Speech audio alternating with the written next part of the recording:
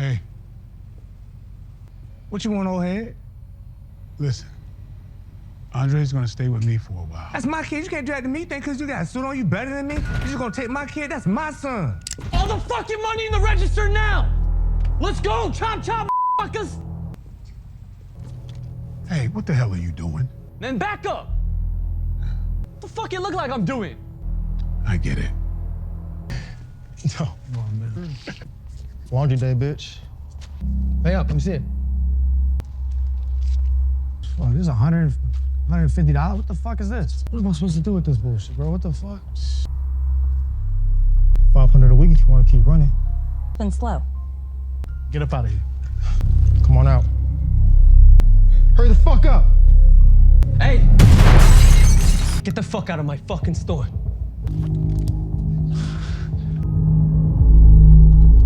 Get the fuck out of my fucking store! Go! No! Go! Come on!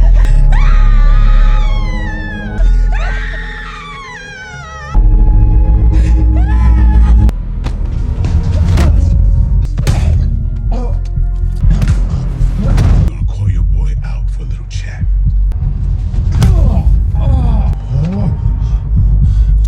Let's go. The film begins with Tron, a notorious gang leader, arriving at the gang's concealed hideout.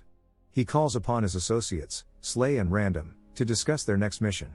The trio storms into Quan grocery store, weapons drawn and menacing.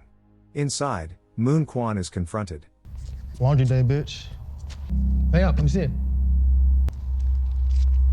Fuck, this is $150? What the fuck is this? What am I supposed to do with this bullshit, bro? What the fuck? $500 a week if you want to keep running. Been slow. Get up out of here. She reluctantly hands over $150 as ransom, but the gang demands a weekly payment of $500, an amount Moon cannot provide at that moment. Tension escalates as the gang points their guns at her. Get up out of here. Come on out. Hurry the fuck up! Just then, Moon's brother bursts onto the scene. Hey! Get the fuck out of my fucking store.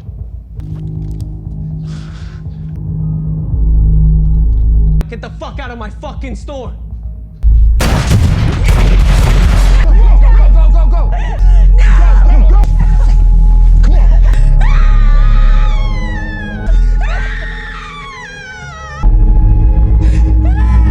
In the chaos, Random, hidden from view, fires his weapon, killing Moon's brother instantly. The gang hastily retreats, abducting Moon as they flee. Amid the turmoil, a child inside the store is also shot. The narrative shifts to Oscar Shaw, a retired police officer preparing for an evening out at Ernie's Tavern. After a brief exchange with Ernie, he settles into his familiar gambling routine.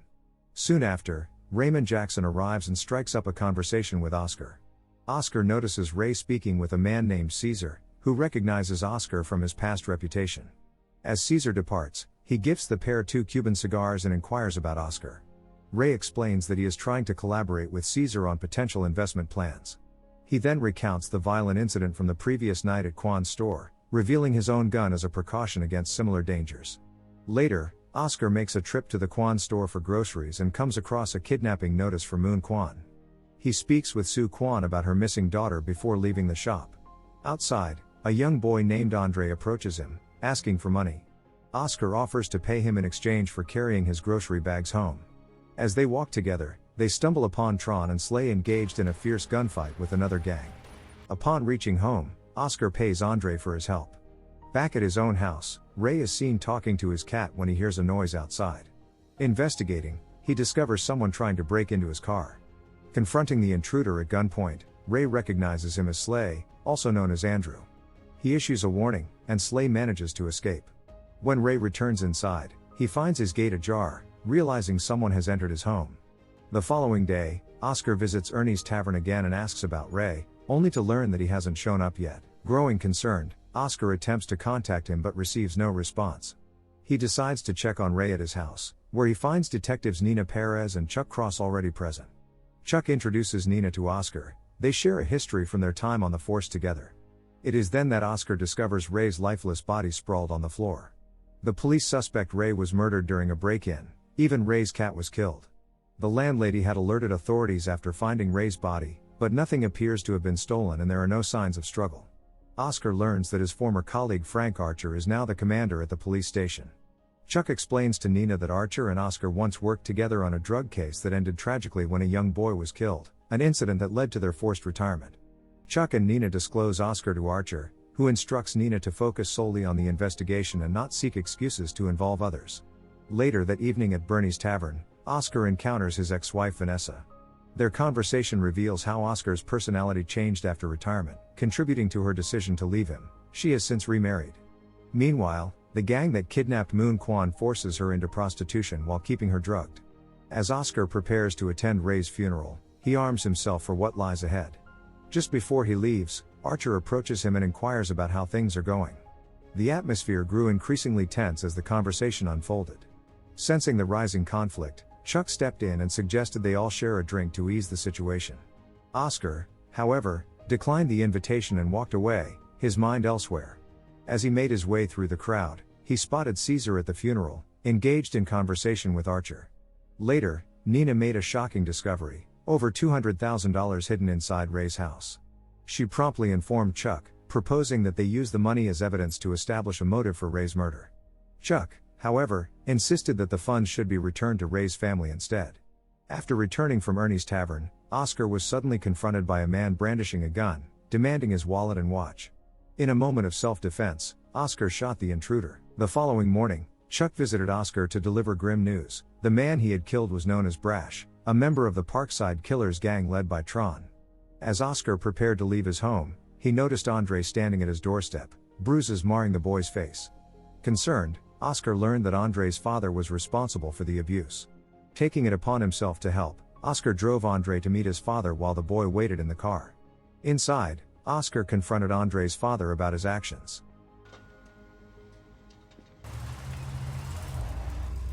Hey, excuse me. Hey. Fuck you want? Hey, little man, Tron been looking for you. Is that your kid? What kid? Show ass out of the car. Out there in the Subaru, in the passenger seat. Man, I don't see no kid out there, man. Right? Realizing that Andre was being abducted, Oscar rushed outside, only to see the boy being taken away. He followed them to Tron's hideout, where he demanded Andre's release. Excuse me. I'm not trying to get in your business. The fuck is you? All I want is for Andre to come with me right now. Do you know where the fuck you at?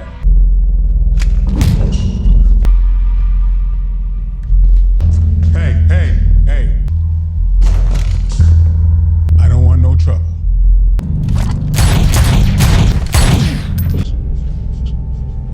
As Ghost lay dying, he revealed that he had not killed Ray and disclosed the name of the club where Tron and his crew operated. Fueled by this information, Oscar spotted Moon Kwan at the location and took out another gang member in the process. He successfully escaped with both Andre and Moon. Reuniting Moon with Sue Kwan and sending them to the hospital for safety, Oscar turned his attention back to Andre, who chose to stay with him as he prepared for his final confrontation with Tron. Determined to confront the gang directly, Oscar arrived at the club where Tron was hiding. He soon spotted Tron inside and noticed a gang member named Drake heading toward the restroom. Seizing the opportunity, Oscar followed Drake and captured him, demanding that he lure the others outside. I'm gonna call your boy out for a little chat.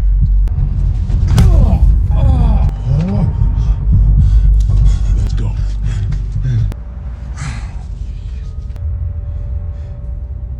What the fuck are you calling us outside for, nigga? Hold it right there. I'll let you live if you tell me who popped Ray Jackson. Those niggas a cop. Kill that nigga!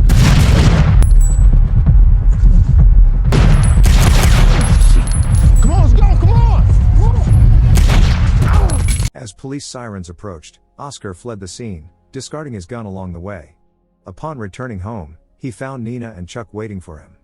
They questioned him about the club shooting and presented CCTV footage that showed unclear images of the incident. Oscar denied any involvement in the violence. Nina pressed him about the money found in Ray's apartment, suggesting he had planned to take it for himself. Oscar vehemently denied her accusations. I'm gonna pretend you didn't just say that, so I won't have to dislike you. After their questioning concluded, Nina drove Oscar home and offered an apology for her suspicions. Later that evening, Oscar received a call from Chuck revealing that Tron was hiding out with a woman named Jasmine Trent in Chinatown. Determined to confront Tron once more, Oscar retrieved his gun from the trash and headed to the address Chuck provided. Inside, Tron lay in wait for an ambush. However, Oscar managed to avoid the trap. Just then, Nina appeared and disarmed him before Tron emerged and shot both her and Oscar. As he prepared to finish them off, Chuck appeared on the scene. In a shocking revelation, Chuck confessed that he had set Oscar up. He was Tron's cousin, and together they had been distributing drugs. Ray had been involved in their operations but had been killed after a dispute over money that had been found in Ray's apartment. In a twist of fate, Nina shot Tron before Chuck could carry out his plan against her. In response, Oscar shot Chuck just as he was about to kill Nina. With both of them injured but alive, they called for help. Oscar was hospitalized following the chaotic events. During his recovery, Nina revealed that she had been working undercover and possessed evidence against both Chuck and Archer. When Archer visited Oscar in the hospital, he invited him to join their operation while lying to the media about Oscar's role in capturing Tron. However, during a press conference later on, Nina exposed the truth by revealing recordings that Oscar had secretly made during their ordeal. The fallout led to Archer's arrest for his involvement in corruption within the department. In a triumphant turn of events, Nina announced that Oscar Shaw would be reinstated as the officer in charge of their precinct, marking a new beginning for him in his fight against crime. Thank you for watching. If you're new here, don't forget to subscribe for more recaps. Until next time, have a wonderful day.